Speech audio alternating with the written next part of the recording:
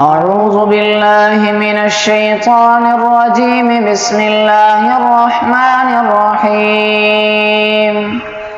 ذلك نتلوه عليك من الآيات والذكر الحكيم.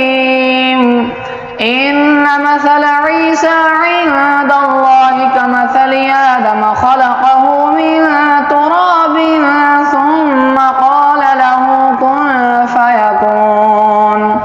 الحق من ربك فلا تكن من الممترين. فمن حاجك فيه من بعد ما جاءك من العلم فقل تعالوا ندع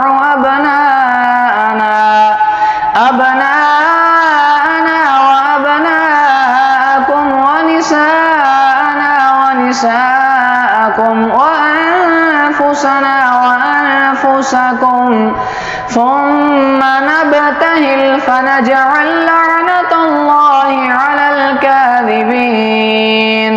إن هذا لهو القصص الحق وما من إله إلا الله وإن